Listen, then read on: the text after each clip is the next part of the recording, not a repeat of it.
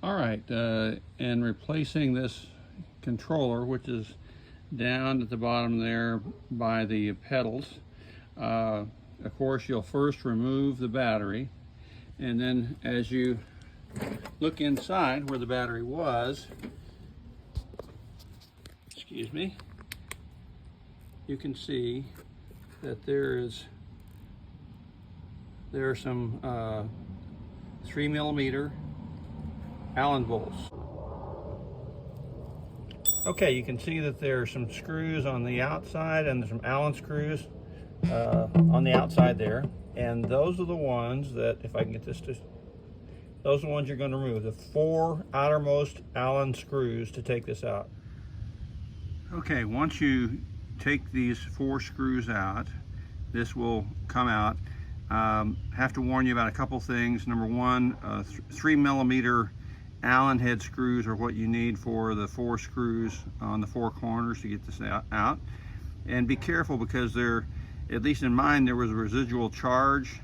If you connect those connectors, you might get a little shock. So be aware of that. You might put a piece of leather or maybe a kitchen thicker kind of a rubber glove over it to give yourself a little bit of help. But I'm going to now disconnect this at the yellow connection there, and then set this aside, and then we'll be able to pull out the controller itself. All right, to disconnect this, you can see there's some shrink wrap around that, and you'll have to take that off, and in order to disconnect the power supply to the controller.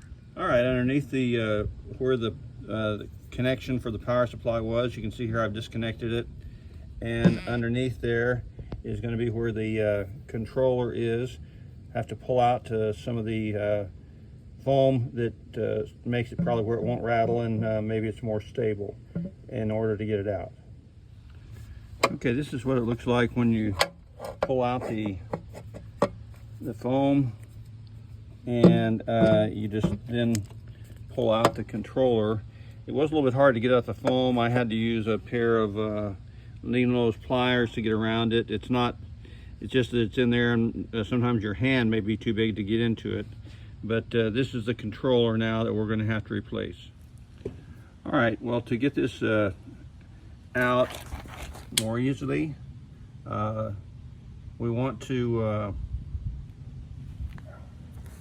cut these zip ties there and there.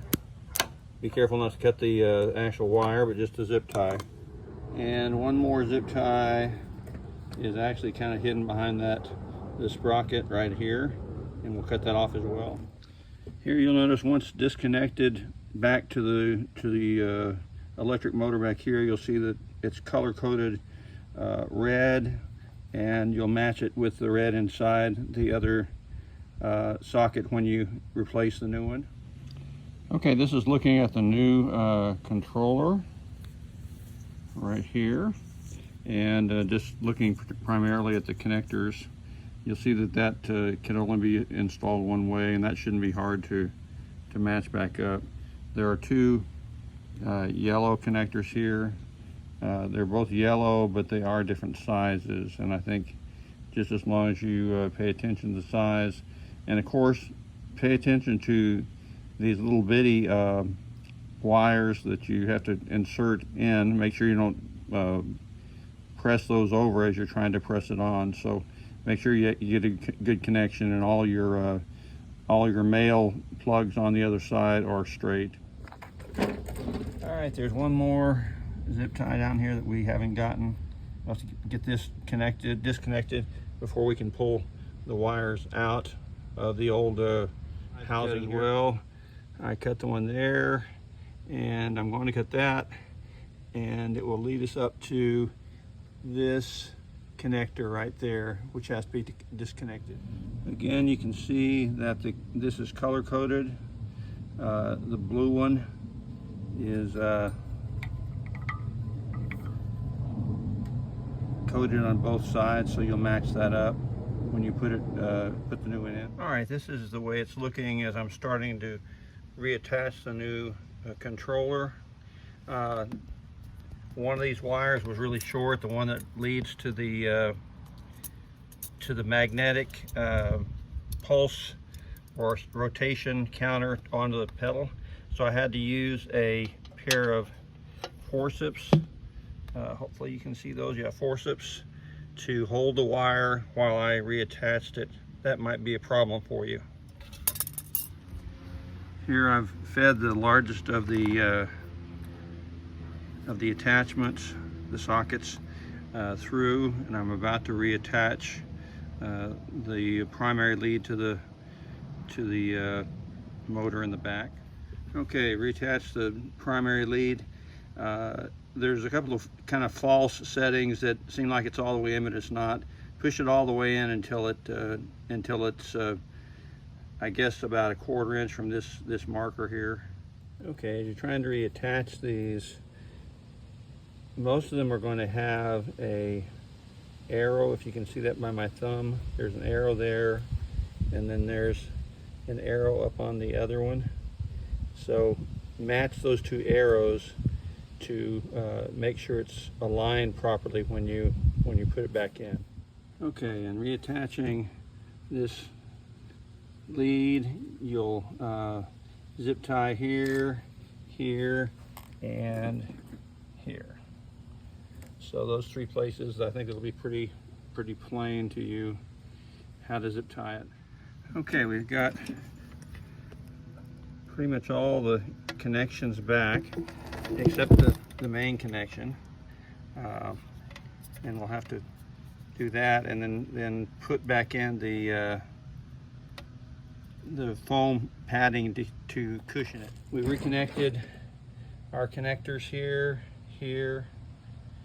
This one was not removed, so it stays on. All right, you can see there the main connector, and this is the other side that will be connected up. I don't have a heat shrink big enough to go over that, so I'm going to have to wrap it with electric tape, and maybe that's what you would use too, I'm not sure. But and then once I do all that, I've got the foam in there, you can see, and I'm ready to connect, put electric tape around my connector, and then put the four Allen bolts in on the 4 corners, and we'll see if this works. All right, this is the way it's going to look when you have all 4 of those Allen bolts in at the 4 corners. I would suggest using blue Loctite, trying to keep it pretty snug. Also, your tolerances are really close to the edges here, so it's hard to get a grip. And my suggestion is you use a long, possibly with an extension, screwdriver with again a 3mm Allen on it. All right, this is a wrap up of the U8 Isinwheel controller replacement. I was able to replace it successfully. Just a summation, basically it's a straightforward replacement.